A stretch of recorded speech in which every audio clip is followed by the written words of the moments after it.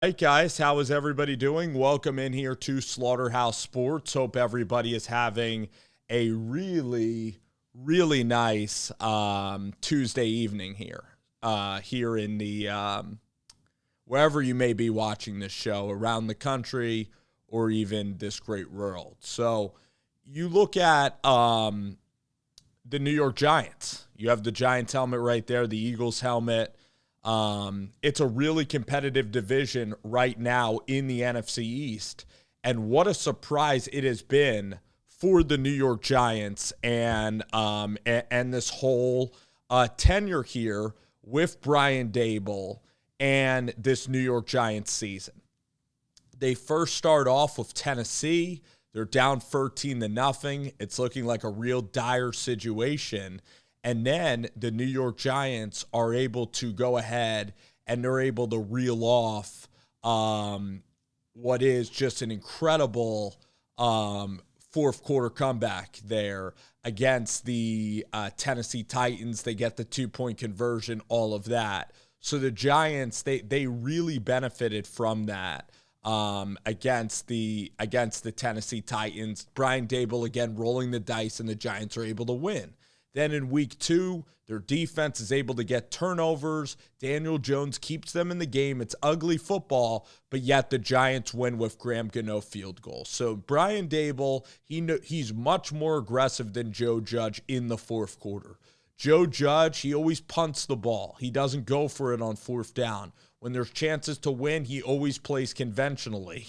The craziest thing Joe Judge would do, his definition of crazy would maybe be ordering steak like medium or something. Or Joe Judge, his idea of absolute insanity is maybe getting first ride, first free ride passes at like Dorney Park. That's his definition of an incredible insanity, or maybe even ordering chocolate milk at a steakhouse.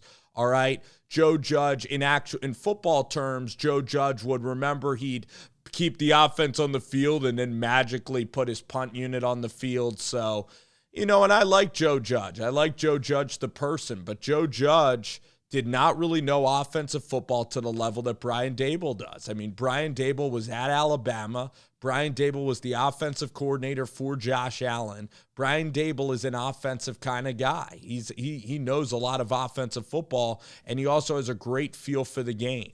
Don Wink Martindale, and when the Giants went to London, what was so brilliant is that the Giants in the first half said, you know what, Aaron Rodgers? You could throw the football all over our defense in the first half. We're going to be bend, not break. Just keep wasting the clock, and we're going to try to get red zone stops. We're going to let you have 5-7 yard easy completions, but we're not going to get beat deep. Then in the second half, we're going to unleash the blitz. We're going to unleash our game plan on you guys. All right, we're going to slow play you guys thinking, this team is easy. This team is playing possum. And then in the second half, the Giants just turn on the Jets when it's time for them to get to winning time. Daniel Jones, too. He's only throwing it 28 times a game, which is correct. Daniel Jones making good decisions, utilizing his legs in the pocket. I still have question marks about Daniel Jones and his ability to kind of like read a defense. I have concerns with Daniel Jones in terms of when a play breaks down, is he going to make the right decisions with the football? All right. And in terms of him throwing the ball down the field, in terms of him having a big enough arm to really hit those, explosive plays in the passing game, he can't just snap and uncork like a 50-yard ball, just like Patrick Mahomes or Josh Allen, Justin Herbert, or any of those guys. But he can play this Joe Burrow style where he can be tough. He can anticipate the throws a little bit. His height really does matter. At 6'5", he can throw the ball down so it's not getting deflected like Baker Mayfield is. But Daniel Jones, he wasn't finding ways to win, and now Daniel Jones is finding ways to win because his defense is helping him. But, all right, I wrote off Daniel Jones. I didn't believe in Daniel Jones as a franchise quarterback. I didn't. I thought that there's a lot of limitations there. All right. And I look at Daniel Jones now, and now he's developing into like a top 15 level quarterback in this league. which is honestly higher than I had him at the beginning of the year. It's honestly higher than I ever thought he'd be because he is utilizing the slide game in the middle of the field. He is kind of tucking and running and making tough plays. And the running game, they're using clock. So Daboll is putting Jones in good position to succeed. All right. And Daniel Jones has pretty good play calling.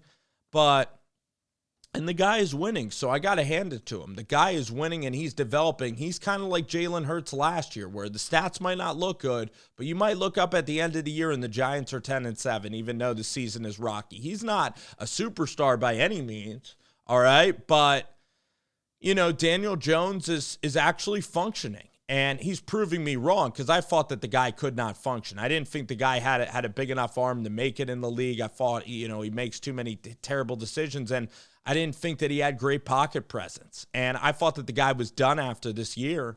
And now Daniel Jones, if you can afford him on maybe a cheap deal, like you maybe give him $25 million, you pay him like the 20th best quarterback in the league, you're going to have a bargain if you can get Daniel Jones for about $25 to $30 million for the next 2 or 3 years. I would actually look into that deal because then you can bolster your defense and then you get Daniel Jones, the quarterback, on a cheaper deal. You can have a decent defense. You could try to get a wide receiver in the draft. If you have to pay Daniel Jones like even $40 million, like even what Dak is making, or if you have to pay him a top 12 quarterback salary, he's going to bury your team. He's a little bit playing right now like Ryan Tannehill. He's playing decent level football. It shouldn't be that expensive to keep Daniel Jones. All right, but Daniel Jones and his agent, it depends. How much do you want to win? How much do you want to stay in New York? All right, but I did not see Daniel Jones and the Giants going 4-1. The fact that they played Green Bay not in Lambeau Field but in London, that was a huge, huge benefit because, again, London neutralizes the playing field, okay? The Packers just had some emotional wins against the Bears and against the Tampa Bay Buccaneers.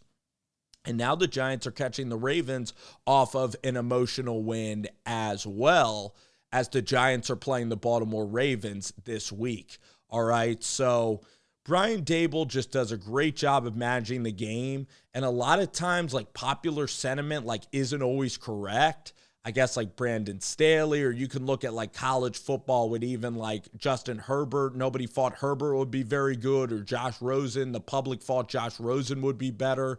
But all the Giants fans and everybody was like, John Mara, stop with this team. Stop running this team into the ground. Give the control keys over to Joe Schoen and Brian Daboll. And John Mara did exactly what the fans wanted, and the fans are getting proved right by the results of Brian Daboll. So the popular sentiment was Brian Daboll's going to be an excellent coach. It's not just Josh Allen. It's not that he's just an offensive coordinator for an amazing quarterback, okay? You look at Nathaniel Hackett. Nathaniel Hackett also had Aaron Rodgers. You look at Adam Gase in Miami. Adam Gase was around Peyton Manning, all right? So a lot of times it's about the personality. A lot of times it's about clock management, game management, who you hire.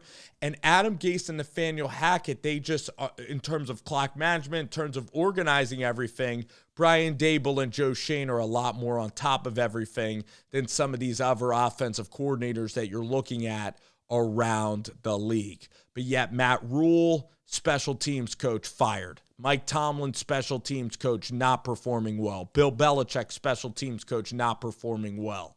All right, now Matt LaFleur going through something. You also have, ironically, Kevin O'Connell's having a very good season. Dan Campbell, special teams coach, not winning. So Doug Peterson, again, an offensive coach. Matt Nagy was an offensive guy, didn't work. But most of the time, the defense and special teams guys, it's a little hard to win maybe with defense and special teams guys. I guess we could point to Saleh doing well. But Matt Rule is a defensive guy and a college guy, and he failed at this level, and Joe Judge failed at the level. Ron Rivera's failing at this level. All right. Frank Reich is not. Frank Reich, I guess, is kind of an offensive guy, but an older offensive guy, so not like a young hire, I guess. you probably want to go young, like a Liam Cohen of the Rams or like a Shane Waldron, and build your offensive coordinator around your quarterback, kind of like the Giants are doing. But overall, these players, they're getting everything out of the New York Giants. And I was wrong, about Brian Daboll, Daniel Jones, this whole season. I didn't see the Giants having any hope in doing something really special. But guess what? They are doing something very, very special. They're winning games late in the fourth quarter. They know how to massage the clock. They know when to run the football in the fourth quarter. Their wide receiver patterns. They have Sills and Slayton, and they've gotten rid of Kenny Golladay. They've made controversial decisions. They got rid of Blake Martinez, who was a fan favorite, who statistically was tackling people at a high clip. So Joe Schoen and Brian Daboll, they're proving to really be ahead of the curve, trying to get a competitive advantage. Wink Martindale, their gamesmanship, how they changed the defense up on Aaron Rodgers, how Brian Daboll knew that his offense didn't have it going against the Panthers. So even though analytics might have told you to go for it more, he saw that kicking Graham Gano field goals was going to help them win. So he's doing a great job of game to game what is necessary for the Giants to keep themselves close and give themselves a chance to win.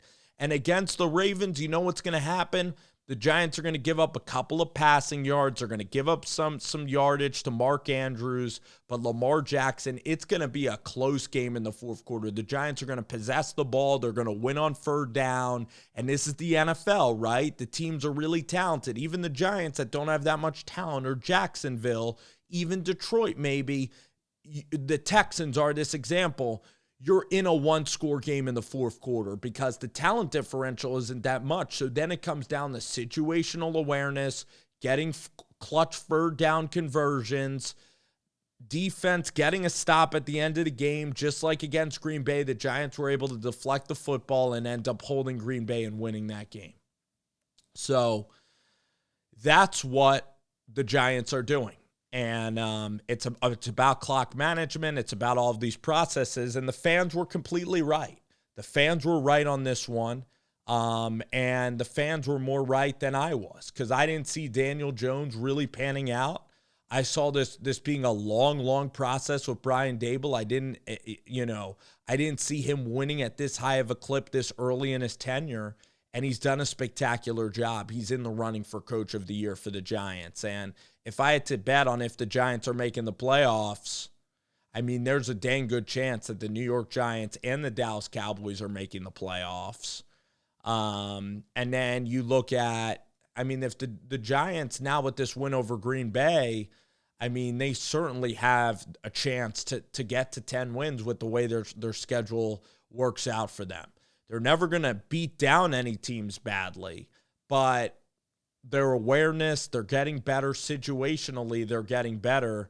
And the fact that they beat Tennessee, the fact that they found a way to beat Chicago when Jones went out, it gives them confidence that in the fourth quarter of these close games, that for this season, these guys have the confidence to go out and do it. So I'm going to say yes on the Giants making the playoffs, and I'm opening my mind more towards Daniel Jones on a cheaper contract. But it's going to be very, very difficult because Jones and his agent are going to want a 3 or 4 year deal.